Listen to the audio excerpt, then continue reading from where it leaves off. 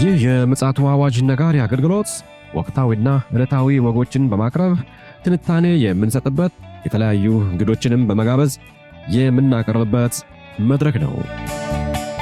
መረጃዎችን ያጠናከረ ይዞልን የሚመጣው ፓስተር አለማየሁ ነሙ ሲሆን ፕሮግራሙን የመራና መሰናዶውን ኤዲት በማድረግ ወደ እናንተ የሚያቀርበው ይልቃል አስራት ነው። መልካም ጊዜ። ሰላም ውድ የተከበራችሁ የምፅዓቱ አዋጅ ነጋሪ አድማጮቻችን እንዴት አመሻችሁ? በድጋሚ እንግዲህ ተገናኝተናል። በዓለማችን ላይ እየተሰሙ ያሉ አስፈሪ የሚመስሉ አነጋጋሪ የሚመስሉ ጉዳዮች አሁንም በሰፊው እየተደመጡ ይገኛሉ። ለኛ ግን የሚያስፈራውና ጆሮን ጭው የሚያደርገው ነገር አባናኝ መረጃዎች ስለሆኑ እንግዲህ እነዚህን መረጃዎች በምን መልኩ እንደምንጠቀምባቸው ማስተዋል ይገባናልና እንግዲህ በተከታታይ እንደነዚህ አይነት መረጃ ስናመጣ የማንቂያ ደወል ናቸውና በዚህ መልኩ እንድትረዱን በጌታ ፍቅር እናሳስባለን።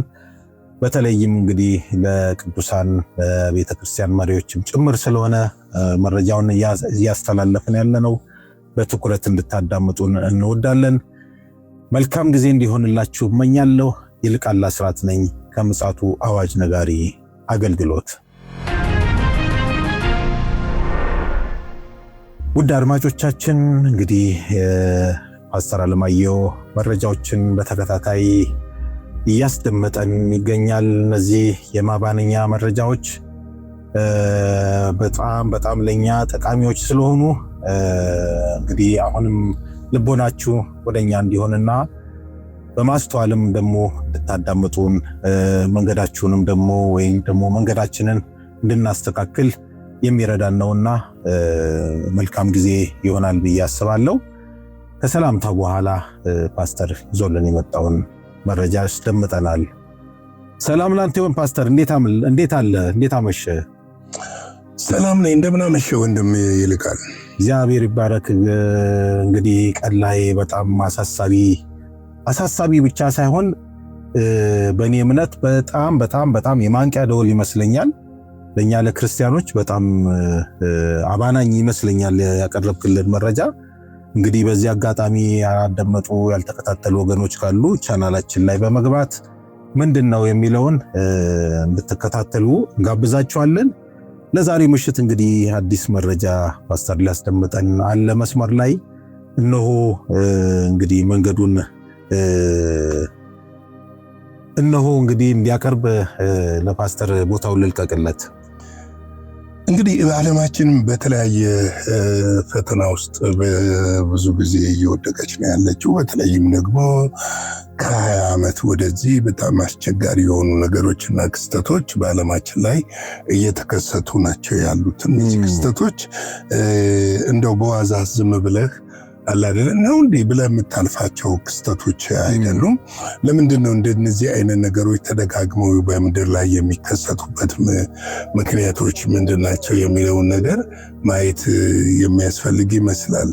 እንግዲህ አንደኛው ክስተት የተፈጥሮ አደጋዎች ናቸው። የተፈጥሮ አደጋዎች የመሬት መንቀጥቀጥ፣ የእሳት ቃጠሎ፣ ውሃና ጎርፍ የመሳሰሉ የበረዶ ውሽንፍር ዓለምን እየናጣት ነው ያለው። ከዳር እስከ ዳር ስትመለከት እየናጠ ነው ያለው። ሌላው ጦርነት በጦርነት እየተናጠ ነው ያለው። እንደውም የጦርነቱ አሁን እየከፋ አድማሱን ሊያሰፋ እንደሚችል የሚታዩ ምልክቶች አሉ። አፍሪካ ያው የሚታወቅ ነው ከጦርነት ወጥታ አታውቅም። መካከለኛው ምስራቅ ከእስራኤል ሀገር ከሆነች ጊዜ ጀምሮ ከጦርነት ወጥታ አታውቅም። አውሮፓ ላይም ጦርነቶች አሉ። እንዲሁም ወደ ላቲን አሜሪካ ወደ ፓሲፊክ እና ሰሜን ፓሲፊክ እና ሰሜን ፓሲፊክ ላይ እንደዚህ አይነት ጫናዎች አሉ። ከአፍሪካንም ጨምሮ። ከዚህ በተለየ ደግሞ ሌላው በየጊዜው የሚከሰት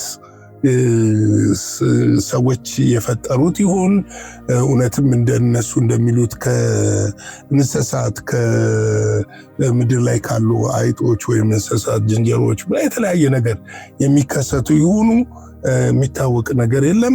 ብዙ ጊዜ ግን የሚታመነው ከላብራቶር እንደማያፈተልክ ነው እየታወቀ ያለው እና ያው ሰዎች ግን ከኛ ጋር ተልኳል ብሎ መረጃ የሚሰጥ ማንም የለም። ያው ምልክትም አያደርጉም። በሽታዎች ይከሰታሉ። በተለይ በአፍሪካ ውስጥ አስታውስ ከሆነ እንደ ኮሌራ፣ ኢቦላ የመሳሰሉ በሽታዎች በተለያየ ጊዜ ሲከሰቱ ነበረ። ከዛ በእኛ በ19 እንግዲህ በ2012 ኮቪድ ዓለምን በሙሉ ወረርሽኝ ተከስቶ ነበረ። ይሄ ወረርሽኝ በዓለም ዙሪያ ወደ ከ5 ሚሊዮን ያላነሰ ሰዎችን እልፈተ ህይወት ውስጥ ከቷል። መክተቱ ብቻ ሳይሆን የዓለምን ኢኮኖሚ ሽባ አድርጎ ነው የሄደው። ሎክዳውን ነበር። ዓለም በሙሉ በስጋት ላይ ነበረ እና አዲስ ሲስተም ሁሉ አሸጋግሮናል እና ይሄ ነገር በዚህ እንዳለ ቀደም ሲሉ ሳይንቲስቶችም አንዳንድ ሰዎችም ምንድነው ከዚህ ባሰ ሊከሰት ይችላል የሚል ነገር በቅርቡ እንደውም አስፈሪ የነበረው የዝንጀሮ ፈጣጣ እነዚህም ተከስቶ ነበረ እና ከሱም ባሻገር ደግሞ እንደዚሁ አስፈሪ ሊከሰት ይችላል የሚል ነገር ነበረ። ግን አሁን ላይ ደግሞ ዓለም ላይ አነጋጋሪ የሆነ አንቲቫይረስ የሚባል ተከስቷል። ይሄ በአትላንቲክ ውቅያኖስ ላይ በሚጓዙ አንድ የቱሪስት መርከብ ላይ አንቲቫይረስ ወረርሽኝ መከሰቱን የዓለም ጤና ድርጅት አስታውቋል። እንግዲህ የዓለም ጤና ድርጅት እንደዚህ አይነት ነገሮችን እስኪያስታውቅ ድረስ ካስታወቀ ስጋቱ ዓለም አቀፍ መልክ አለው። ይሄን ሊከሰት ቻለ ነው። ዓለም አቀፍ መልክ አለው። አሁን ስጋቱ ለመሰለ ከዛ በፊቶች እኮ የተለያዩ ነገሮች እየተከሰቱ ነበረ። ፍሉ የመሰሉ እንደ ጉንፋን የመሰሉ እንደ ተለያዩ ነገሮች እየተከሰቱ ነበረ። ነገር ግን እነዛን ነገሮች ዓለም አቀፍ የጤና ድርጅት ሲያስታውቅ አትመለከትም። ይህንን ያስታወቀበት ትልቁ ምክንያት ዓለም አቀፍ ስጋት ስለሆነ ነው። ብዙ ጊዜ የጤና ድርጅት የዓለም አቀፍ የጤና ድርጅት ዶክተር ቴዎድሮስ አድሃኖም በዚህ ጉዳይ ላይ መግለጫ ሰጥተዋል። ሰፊ መግለጫ ነው እሳቸው የሰጡትና ጥንቃቄ መደረግ አለበት የሚልም ሐሳብም አቅርበዋል። እንግዲህ የቫይረሱ ስርጭትን ተከትሎ ድርጅቱና የተለያዩ ሀገራት የጤና ተቋሞች ከፍተኛ ጥንቃቄ እንዲደረግ እያሳሰቡ ይገኛሉ። ከፍተኛ ጥንቃቄ እንዲደረግ እያሳሰቡ ይገኛሉ። በአሜሪካ የበሽታ መቆጣጠሪያና መከላከያ ማዕከል ሲዲሲ መረጃ መሰረት አንቲቫይረስ ዋነኝነቱ የመተላለፊያው የቫይረስ ተሸካሚ የሆኑ አይጦች ወይም ሽንት አዳሪ ወይም ምራቅ ወይም አየር ላይ ሲቀላቀል እና ሰዎች ያንን አየር ወደ ውስጥ ሲተነፍሱ ነው የሚል ነገር አንስተዋል። ይሄ ነገር ነው የማይዋጥልኝ። ገብተዋል። ክስተቱ የተከሰተው ባህር ላይ ነው። የቱሪስት መርከብ ላይ ነው ክስተቱ የተከሰተው ይመስለኛል። የተወሰነ ስንት ሰዎች እንደሆኑ አልታወቀም፣ ግን የሞቱ ሰዎች እንዳሉ ይታወቃል። እና ይሄ የተከሰተው እዛ መርከብ ላይ ነው። እዛው መርከብ ላይ ለምን መቆጣጠር አልተቻለም? ለምንድነው ሰዎቹንስ ማውረድ የተፈለገበት ምክንያት ምንድን ነው? ደግሞም እኮ ቡድን ልኮዋል። አሁን ለምንድነው እዛ ጋር መቆጣጠር ያልተቻለበት ምክንያት? እና ብዙ ጊዜ እኔ ከአይጥ ነው ከእንትን ነው የሆነች እንስሳ አለች ተባለ። የኮቪድ ጊዜ ቻይና ብዙ ነገር ነው የተባለው። እና ወደ በኋላ ላይ እስቲ የእኛን ሀሳብ እናስቀምጣለን። እንግዲህ ቫይረሱ ረዥም ጭራ ባላቸው አይጦች ፈሳሽ ውስጥ የሚገኝ ሲሆን ከባዱ የመተንፈሻ አካላት ችግር ነው ብለዋል። ሊያስከትል የሚችለው የቫይረሱ አይነት ነው ብለው ነው የሚያስቀምጡት። በዚህ ምክንያት እስካሁን የ3 ሰዎች ሕይወት ያለፈ ሲሆን በአሁኑ ወቅት በላቦራቶሪ የተረጋገጠ 5 ታማሚዎች ተገኝተዋል። ሌሎች 8 የሚሆኑ ተጠርጣሪዎች ደግሞ በክትትል ስር ይገኛሉ እየተባለ ነው ያለው።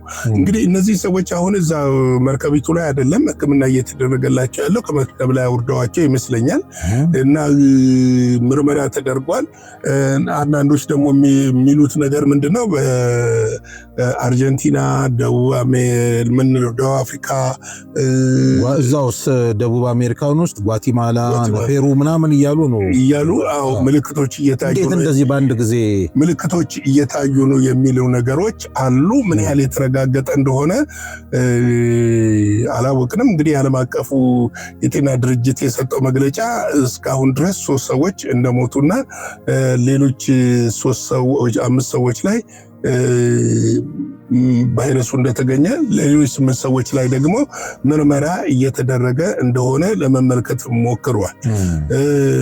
እንግዲህ ሟቾቹ ለቀናት የቆዩ ከፍተኛ ትኩሳት፣ ከባድ የጡንቻ ህመምና ሳምባ በፈሳሽ በመሞላት ምክንያት የመተንፈስ ችግር ታይቶባቸው እንደነበረ ተገልጿል። እንግዲህ ተመሳሳይ ነው ከኮቪድ ጋር። ኮቪድም እንደነዚህ አይነት ምልክቶች ነበር የሚያሳየው። የድካም ስሜቶች፣ ትኩሳቶችና የመተንፈስ ችግሮችን ነው እያሳየ የነበረውና አሁንም የሚታዩት ነገሮች እነዚህ ተመሳሳይ ነገሮች ናቸውና ምናልባት እነዚህ ነገሮች እውነት ከአይጥ ነው ወይ የተነሳው? ምክንያቱም በዚህ ምድር ላይ ብዙ ሙከራ የሚደረጉ ነገሮች ስላሉ ምክንያቱም አንዳንድ ጊዜም መድኃኒትም ተበጅቶላቸው መድኃኒቶችን ለመሸጥም የሚደረጉ ሙከራዎች አሉ። አንዳንድ ጊዜም ደግሞ በሌላም ኬዞች የሚደረጉ ሙከራዎች አሉ። እንግዲህ ምንም እንኳን አብዛኛው የአንቲቫይረስ ዝርያዎች ከሰው ወደ ሰው የሚተላለፉ ቢሆንም የዓለም ጤና ድርጅት ጥንቃቄ ለማስቀደም ሲል ቫይረሱ የታየባቸውን እና ከታማሚዎች ጋር የንክኪ የነበራቸውን ሰዎች ለ45 ቀናት ያህል በለይቶ ማቆያ ውስጥ እንዲቆዩ አድርጓል። ያው እንደሚደረገው ከዚህ በፊት እንደሚደረገው የኮቪድ ስንት ቀን ነበር? 7 ቀን ይመስለኛል አይደል? ከዛም በላይ ወርም ጭምር ይሄዳል። አይደለም እስከሚታወቅ ድረስ ለይቶ ማቆያ ውስጥ የሚቆዩበት ጊዜ እንዳለ አስታውሳለሁ። እንግዲህ ለ45 ቀናት ነው እንዲቆዩ የሚደረገው። ይህ ረጅም ጊዜ የተመረጠው ቫይረሱ በሰውነት ውስጥ ተደብቆ የሚቆይበትን ጊዜ ሙሉ በሙሉ ለመቆጣጠር ነው የሚል ምላሽ ተሰጥቷል። እንግዲህ የአንቲቫይረስ ለሞት የሚዳርግ እድሉ ከፍተኛ በመሆኑ ማንኛውም ሰው መሰል ምልክቶች ሲታይበት በአቅራቢያው ወዳለው የጤና ተቋም በመሄድ ምርመራ ማድረግ ይኖርበታል። ሁኔታው በቁጥጥር ስር እስኪውል ድረስ ዓለም አቀፍ ተጓዦች አስፈላጊውን ጥንቃቄ እንዲያደርጉ ማሳሰቢያ ተሰጥቷል የሚል ነው። እንግዲህ ወንድሜ ይልቃል፣ ይሄ በትክክል የአጋንንት ስራ ነው።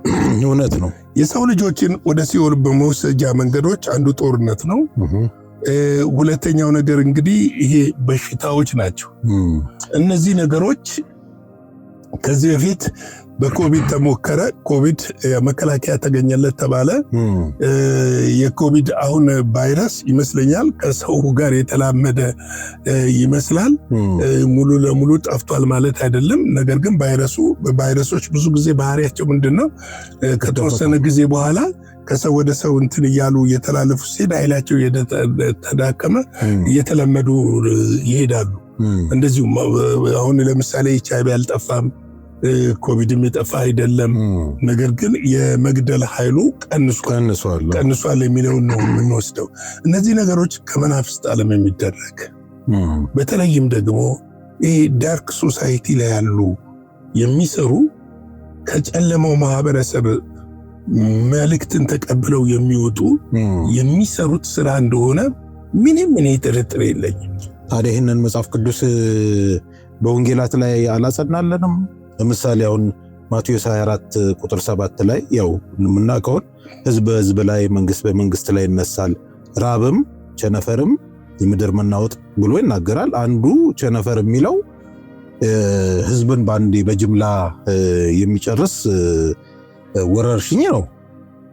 እውነት ነው። እንደነዚህ አይነት ነገሮች እኮ እንደሚከሰቱ በመጨረሻው ሰዓት ላይ ይታወቃል። ለምን የሰው ልጅ አሁን ላይ የወንጌል እንቅስቃሴ እያየለና እየጠነከረ ሲመጣ ሰይጣን ብዙዎች ሊያመልጡት እንደሆነ ስለሚያስብ ብዙዎችን በጅምላ በተለያየ መንገድ ወደ ሲኦል እንዲወርዱ ያደርጋል። ይሄ አንዱ ስራው ነው እና ምንድነው እንደዚህ አይነት ነገሮች በተደጋጋሚ የሚወጡበት ምክንያት እና የሚገለጡበት ምክንያት የሰው ልጅ ለማጥፋት ብቻ እንደሆነ ሊታወቅ ያስፈልጋል። ሌላው የሰው ልጅ ማለቂያ ወደ ሌለው ችግር ውስጥ መክተት። ለምሳሌ አሁን ሎክዳውን ቢሆን ግድ ነው፣ ሁሉም ሰው ቤት ይቀመጣል፣ ፋብሪካም ይቆማል፣ ስራም ይቆማል፣ ምንም ይቆማል። የዓለም ኢኮኖሚ ምንድነው የሚሆነው? ሽባ ይሆናል። ስለዚህ ታርጌታቸው እነዚህ ጨለማ ሰራተኞች ታርጌታቸው ይሄ ስለሆነ ዓለምን ማስጨነቅ ስለሆነ የመጨረሻው ሰዓትም ምልክቶችም ስለሆኑ እነዚህ ነገሮች እንዲደረጉ በግድም በተለያየ መንገድ ይፈለጋል። ስለዚህ ብዙ ብዙ ከእንስሳ ነው የሚለው ነገር እኔ ሊዋጥልኝ ያልቻለ ጉዳይ ነው። ምክንያቱም ብዙ ጊዜ ከዚህ በፊት ለምን አልተያዙ? እነዛ አይጦች እኮ አሉ ድሮ፣ ለምን አልወጣም ከነሱ መጀመሪያ? እስካሁን ለምን ብዙ ሰው አልተያዘም ነበር? አሁን ለምን ሆነ? ኮቪድ ከዛች እንስሳ ነው የመጣው አሉት፣ የሆነች እንስሳ ግን ብዙ ነው የተባለው። ግን ለምን ከዛ በፊት አልሆነም? እነዛ እንስሶች እኮ አሉ። እንደው አንዳንዴ ፓስተር አንዳንድ አነጋጋሪ የሚሆኑ ጉዳዮች አሉ። ለምሳሌ አየሩን በመበከል ይባላል። ምክንያቱም የጨለማው ማህበረሰብ ብዙ አይነት የክፋት እቅድና ሴራዎች ስላሏቸው ይህንን ከማድረግ ወደ ኋላ አይሉም ብዬ አስባለሁ። አዎ ትልቁ ነገር ምን መሰለህ፣ ቤተክርስቲያን ስትጸልይ ስትንበረከክ፣ ጉልበት መንበርከክ ሲጀምር የክፉ ስራ የታሰረ ይሆናል። እንደውም ለዚህ ማሳያ የሚሆኑ የኮቪድ ጊዜ አፍሪካ እንዲሁም በቃ ዶጋመድ ይሆናል ተብሎ ነበር የታሰበው። በተለይ በሀገራችን እውነት ነው። ለሃይማኖት ተቋማት ካለ ቴክኖሎጂ፣ የሕክምናው፣ ከሳይንሱ፣ ከተለያዩ ነገር አንጻር አፍሪካ ልትቋቋም አትችልም ነበር የተባለው። ግን ቫይረሱን ደግሞ በከፍተኛ ሁኔታ የተቋቋመና ከዓለም ጥቂት ህዝብ የሞተባት አፍሪካ ነች። እንደው እኔ ልልህ የፈለኩት ወደ ሀገራችን ስመጣል ትዝ ይልህ እንደሆነ የእምነት ተቋማት በዚህ ጉዳይ ላይ በህብረት በመሆን እግዚኦ ተብሎ ነበር እና ውጤት አምጥቷል። አዎ ጸሎትማ ኢትስነስ ለምሳሌ ጸሎት የማይፈታው ቋጠሮ የለም። ከልብ ሲሆን እውነት ነው፣ ገብቷል። ከውስጥ ሲሆን፣ በእምነት ሲሆን፣ እግዚአብሔርን በመፈለግ ሲሆን፣ እውነተኛ ምህረት በመፈለግ ሲሆን ጸሎት የተዘጋ ሰማይን ይከፍታል። እንደነዚህ አይነት ነገሮችን ደግሞ ያስቆማል። ምክንያቱም ስልጣን ሁሉ በምድርና በሰማይ ተሰጠኝ አለ 28:18 ላይ ማቴዎስ 28:18 ላይ ስልጣን ሁሉ በምድርና በሰማይ ምን ሆነ? ተሰጠኝ። እንዴ እንደውም እኮ ሉቃስ ላይ የሚናገረው ምን መሰለህ? 19 ላይ ስትሄድ እባብና ጊንጡን ትረግጡ ዘንድ በጠላት ኃይል ሁሉ ላይ ስልጣንን ሰጠኋችሁ፣ የሚጎዳችሁ አንዳች ነገር የለም። ቁልፉን ሰጠው። እና ስለዚህ እዛ ላይ ነው ልናተኩር የሚገባው ለማለት ፈልጌ ነው። የጌታ ጸጋ፣ ሰላም፣ ምሕረት፣ ቸርነት ለሁላችን የሚብዛ። ነገ እንግዲህ የቀጥታ ስርጭት ዜና በወንድማችን በስርዓት ይቀርባል 12 ሰዓት ላይ። እናንተ እንድትከታተሉ በጌታ ፍቅር እንጠይቃችኋለን። ከኔ ጋር ደግሞ ሐሙስ ዕለት እንደተለመደው እንገናኛለን። ሻሎም። እግዚአብሔር አብስቶ ይባርክ ፓስተር። እንግዲህ በቀኑ መረጃችን ላይ እንዲሁ የማንቂያ ደወልን የደወልነው አሁንም ደግሞ እየተሰሙ ያሉ መረጃዎች የሚያመላክቱን ምን ያህል የክርስቶስ ኢየሱስ ዳግም መምጣት መቃረቡን በእጅጉ እያመለከቱን ስለሆነ ምን ያህሎቻችን እንግዲህ የነቃን እንደሆነ አናቅም። እንደው ምናልባት ይሄ ቸል ተብሎ የሚታለፍ መረጃ ሆኖ ከተሰማችሁ በጣም እናዝናለን። ነገር ግን የሰማነው ነገር ሕይወት እየለበሰ መሬት ላይ እየረገጠ ስለሆነ በእጅጉ ልናስብበት ይገባል ብለን መልእክት ማስተላለፍ እንወዳለን። እንግዲህ ውድ አድማጮቻችን ፓስተር ቀደም እንዳለን እንግዲህ በነገው ዕለት የዜና ወጃል ሳምንታዊው ያንንም እንድትከታተሉ እኔም አሳስባለሁ። እንግዲህ በቀኑም በምሽቱም እንዲሁ መረጃውን ያስተላለፈልን ያለው ወንድማችን ፓስተር አለማየሁ ነሞ እግዚአብሔር አብስቶ ይባርከው። እንግዲህ የምንገናኘው ሐሙስ ዕለት ይሆናል። እስከዚያው ድረስ የእግዚአብሔር ምሕረት፣ ቸርነት፣ ጸጋ ከእያንዳንዳችን ጋር እንዲሆን እንመኛለን። ሻሎም። ለዛሬ ይዘን የመጣነው ወቅታዊ መረጃ ይህንን ይመስል ነበረ። በሌላ ጊዜ በሌላ መሰናዶ እስከምንገናኝ ሰላም ለእናንተ ይሁን።